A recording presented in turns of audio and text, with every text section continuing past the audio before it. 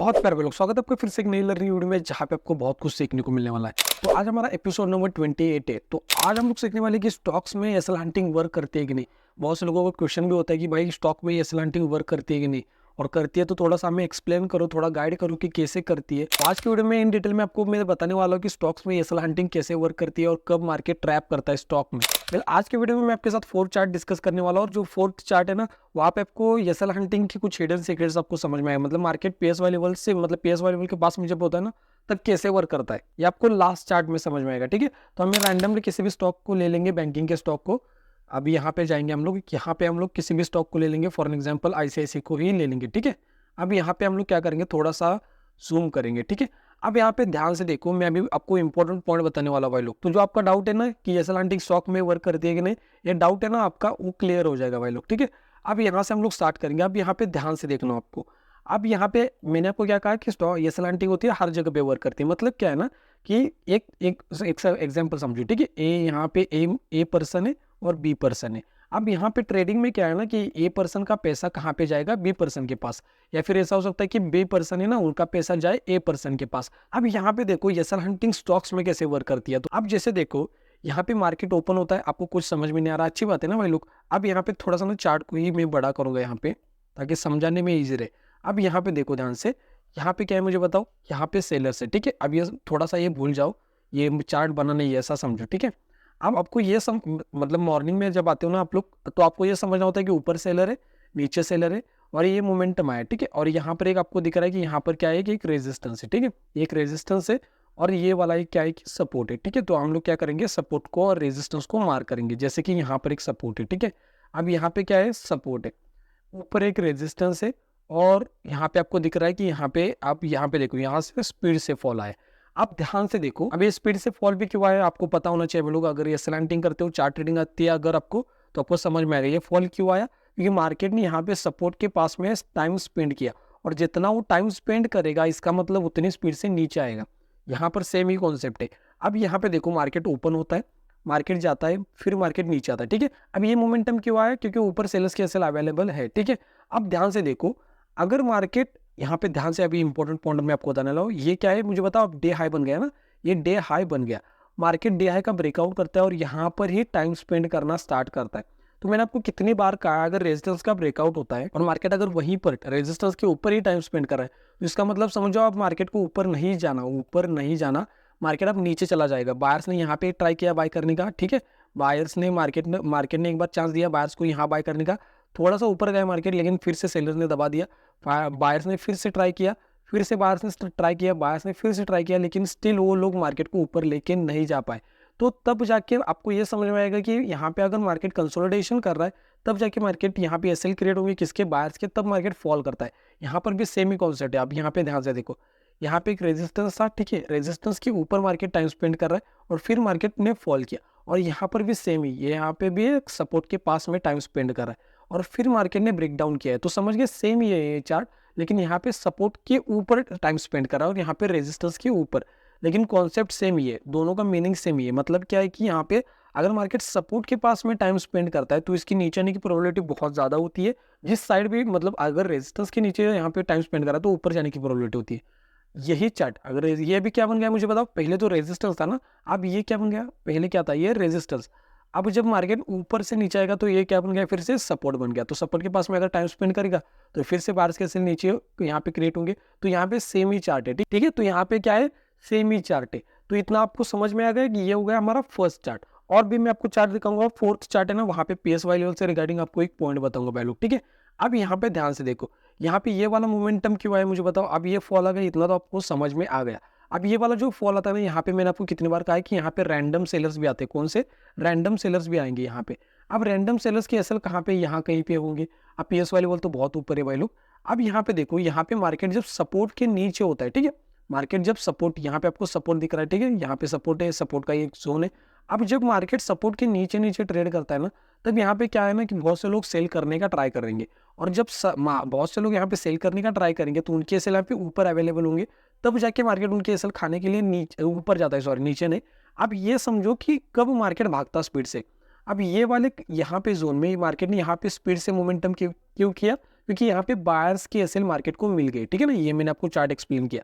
अब ये momentum market ने स्पीड से क्यों किया, क्योंकि यहाँ पे सेलर्स के एसएल मिल गए। ध्यान से देखो, ये वाला मोमेंटम है, यहाँ पे रैंडम सेलर्स भी आए होंगे, और जब आपको ये दिख रहा है ना, ये अपनी क्लोजिंग प्राइस है, तो यहाँ पे बहुत से लोगों ने सेल किया होगा, यहाँ पे भी सेल किया होगा, और स्टार्टिंग में भी सेल किया होगा, किसी ने हो सकता है पोजीशन को मतलब कैरी फॉरवर्ड किया हो, तो उनके एसएल यहाँ पे इजीली मिल गए।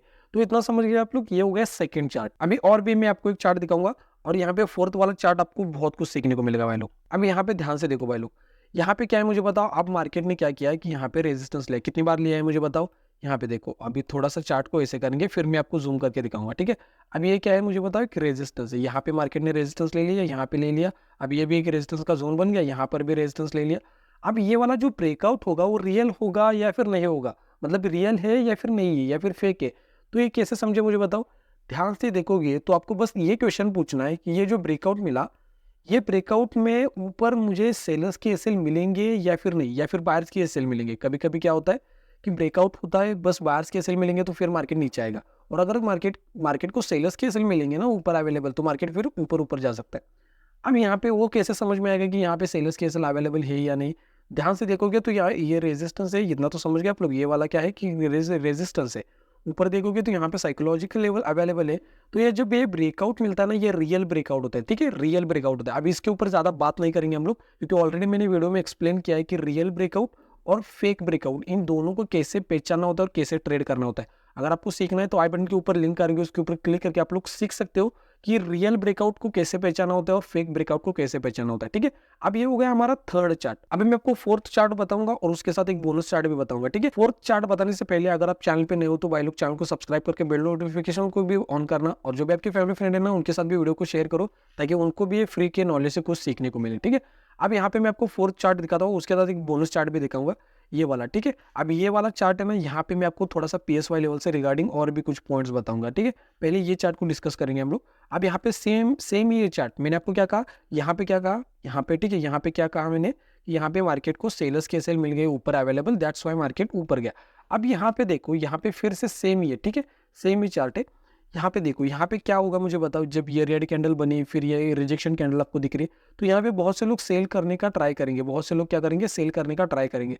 उनके एसएल ऊपर अवेलेबल होंगे तो मार्केट क्या करता है, उनके एसएल खाने के लिए ऊपर जाता है। मार्केट कैसे ट्रैवल करता है आपको पता है ना। मार्केट को अगर यहाँ पे सेलर्स के एसएल यहाँ पे मिल रहे और बायर्स के एसएल अगर नहीं मिल रहे, तो मार्केट क्या करेगा, सेलर्स के एसएल खाने के लिए जाएगा, मतलब सेलर्स का पैसा खाएगा, ठीक है, पैसा उनसे लेगा।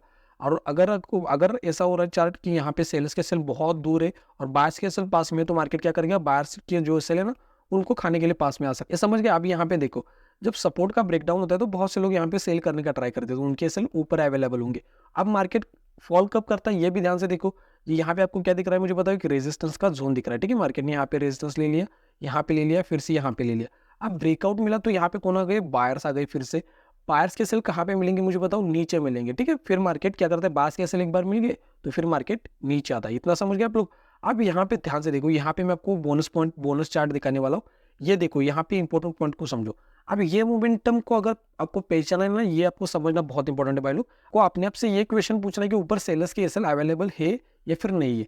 अब ये देखो, यहाँ पे क्या है मुझे बताओ, एक रेजिस्टेंस है, यहाँ पे आपको दिख रहा है ना, यहाँ पे क्या है मुझे बताओ, एक रेजिस्टेंस है, ठीक है।